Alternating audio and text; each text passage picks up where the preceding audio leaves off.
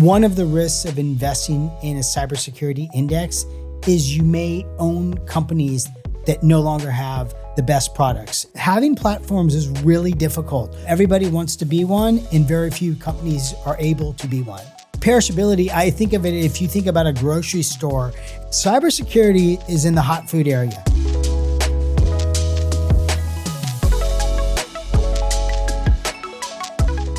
Hello, I'm Cherry Reynard, and welcome to Silicon Valley Bite Size, where we discuss, chew over, and get into the weeds of some of the biggest trends in tech investing. Today, we're looking at one of the most fascinating and difficult areas in technology, cybersecurity. It's a sector that matters more than ever as businesses, governments, and individuals all try to protect themselves in a world of constantly evolving digital threats. But from an investment perspective, it's also a sector where success can be surprisingly fragile. To understand why, I'm joined by Mike Seidenberg, lead manager of the Allianz Technology Trust. Mike, great to have you here. Great to be here.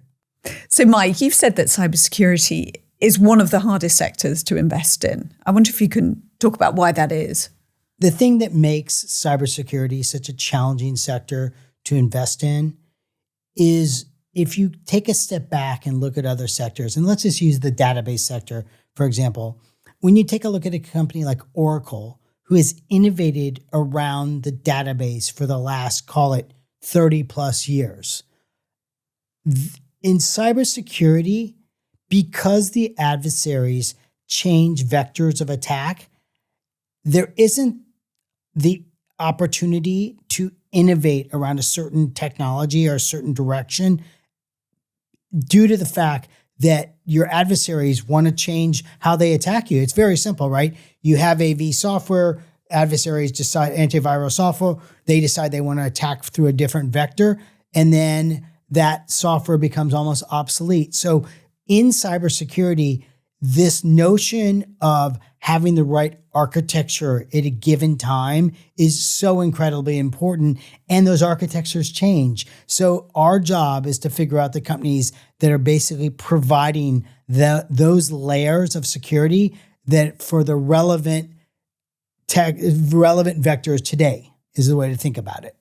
Okay, that's interesting. So the idea they can do all this lovely innovation and it could be obsolete if 100%. Yeah. And that happens. And we've seen that. And we've seen companies that were relevant 15 years ago, 10 years ago are totally irrelevant today. And not only that, they're complete share givers. So they're not gaining share, they're giving share back to some of the new innovative companies. Okay, so this is the idea of perishability, really, yeah. Perishability, I think of it, if you think about a grocery store and if you think about, the various sectors of a grocery store, obviously the things in the freezer are going to last the longest.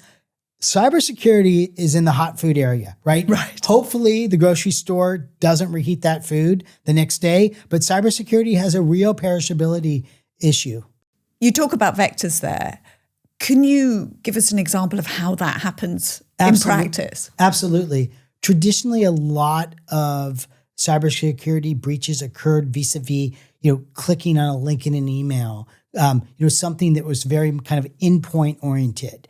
Today, what you're seeing is the adversaries use things like applications, right? They will take a look at an application that you and I use as part of our daily interaction with a company or a corporate role, and they will actually use that as a modality to attack. So what you see is you have a variety of different, whether it's, endpoint, which is, more email oriented, trying to block it at the firewall versus trying to actually attack vis-a-vis an application. And, that doesn't even include the likes of people clicking on, text messages. I mean, you're just in this digital world that we live in. It's great from a productivity perspective and from a, daily life perspective. It's not so great from a points of presence on the network perspective because we are very present in a variety of different environments that allow us to be attacked by cyber criminals. Yeah, so it's opening up new 100%. Yeah, 100%. things all the time. For example, you, throughout your daily kind of existence, you may wake up in the morning, work at home, right? Decide to go to the coffee shop, work on your corporate work from the coffee shop, And then, you know what? In the evening, you may be out at an event and need to respond to something on your mobile phone.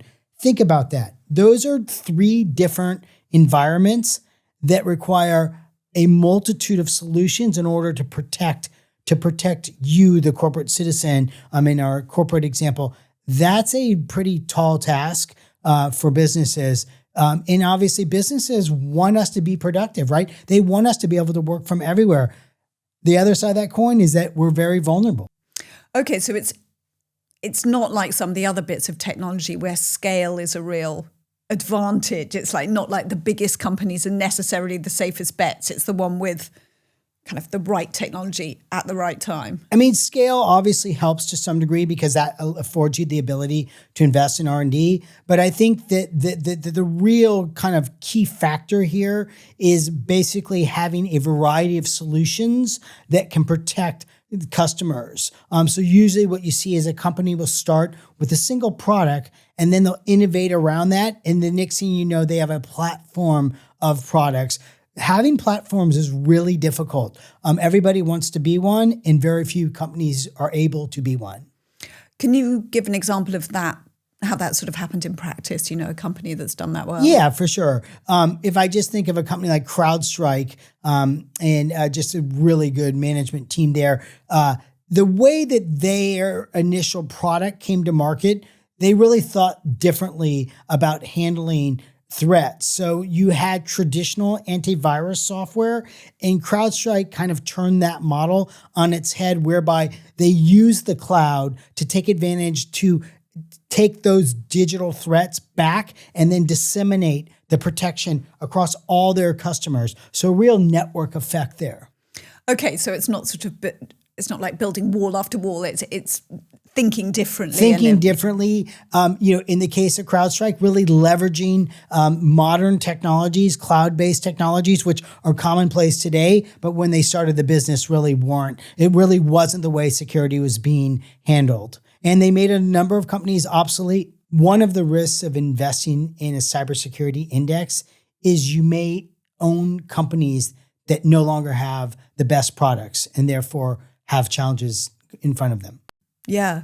Okay. So that's really an argument for active management in this space. It's an area where that's particularly important. And I'm obviously somewhat biased here, but cybersecurity really speaks to active management, in my opinion. Okay.